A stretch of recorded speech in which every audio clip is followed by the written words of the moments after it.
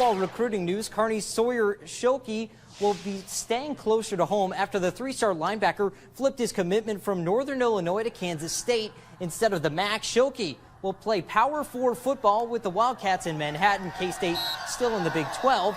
The Kearney native is the 10th highest rated prospect in the state of Nebraska and can play fullback and linebacker.